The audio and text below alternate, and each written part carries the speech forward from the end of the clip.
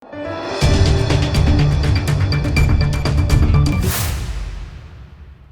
દર્શક મિત્રો, આપ જોઈ રહ્યા છો લોકમૈત્રી ન્યૂઝ. હું છું એન્કર અર્પિતા પટેલ. હવે જોઈએ અગત્યના સમાચાર.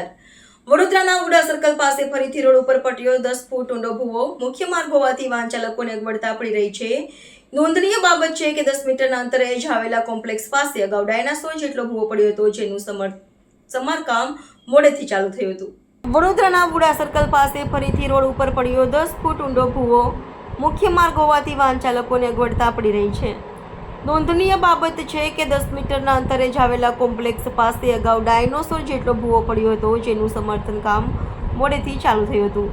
હવે વડોદરાના વુડા સર્કલના મુખ્ય માર્ગ ઉપર જ 10 ફીટ ઊંડો ભૂવો પડતા પાલિકા દ્વારા રોડ રસ્તાની કામગીરી ઉપર સવાલો ઉઠ્યા છે. કોન્ટ્રાક્ટરો દ્વારા તકલાદુ અને ઓછી ગુણવત્તાવાળું કામથી વડોદરાવાસીઓ હેરાન પરેશાન થયા છે. ત્યારે ફરી એક વખત વુડા સર્કલ પાસે 10 ફૂટ ઊંડો ભૂવો પડતા તાત્કાલિક પાલિકાની કામગીરી ઉપર અનેકો સવાલ ઉઠવા પામ્યા છે. સામાજિક કાર્યકર દ્વારા 10 ફૂટ ઊંડા કૂવામાં ઉતરીને તેને માપવામાં આવ્યો હતો. વડોદરા મહાનગરપાલિકાના નવનિયુક્ત મ્યુનિસિપલ કમિશનર અરુણ મહેશ બાબુ દ્વારા તેમની પ્રથમ મીડિયા વાતચીતમાં જણાવ્યું હતું કે તેઓ વડોદરામાં પોર્ટ હોલ્સને દૂર કરશે, પણ વડોદરાના અનેક વિસ્તારમાં તેમની કામગીરી અગાઉ એક પછી એક ભૂવા પડવાનો સિલસિલો યથાવત જોવા મળતા તેમની કામગીરી ઉપર પણ સવાલો ઉઠવા પામ્યા છે તેવી લોકમુખે ચર્ચાએ વેગ પકડ્યો છે. Bureau report, Lokmaitri news, Vadodara.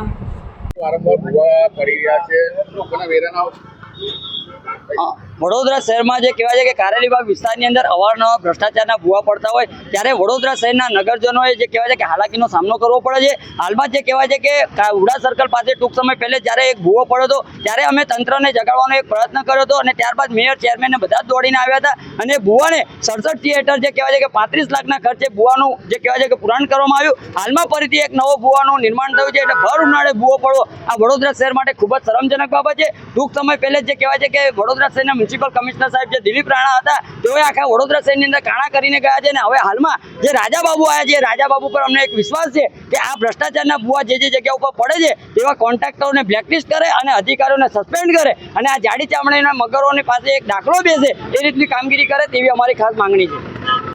ફરી એક વખત ભૂવા જોવા મળી રહ્યો છે, શું કહેશો? તંત્રએ સામે કીધું યોગ્ય કાર્યવાહી. પહેલા તો વડોદરા શહેરનો વીઆઈપી રોડ છે, વુડા સર્કલ છે, વીઆઈપી લોકોની અહીંયા અવર જવર છે. હાલમાં જ મુખ્યમંત્રી સાહેબ અહીંયા આવ્યા હતા ત્યારે રોડને ચકાચોંધ કરવામાં હતો. એ જ રોડ પર હાલમાં ભૂવો પડ્યો છે એટલે કે જે તે કોન્ટ્રાક્ટરો જે તે સમયે કામગીરી કરી છે એના ભ્રષ્ટાચાર હવે બહાર આવવા મળ્યા છે. હાલમાં મ્યુનિસિપલ કમિશનર સાહેબ નગર ચર્ચાએ કે ફરવા નીકળે છે એમના બૂથ ચોંટવા માંડ્યા છે. એ સમજી ગયા છે કે વડોદરા શહેરમાં જેટલો ભ્રષ્ટાચાર ચાલી રહ્યો છે, દેખાઈ રહ્યો છે. તો આ કમિશનર સાહેબને વિનંતી છે કે જ્યાં પણ ભૂવા પડતા હોય એના માટે જે કોન્ટ્રાક્ટર જવાબદાર હોય એની સામે પગલાં ભરે તેવી અમારી માંગ છે. લોકમૈત્રી ન્યૂઝ સાથે જોડાયેલા રહેવા અમારા યુટ્યુબ ચેનલને સબસ્ક્રાઇબ કરી ફેસબુક અને ઇન્સ્ટાગ્રામ પેજને લાઇક અને શેર કરો.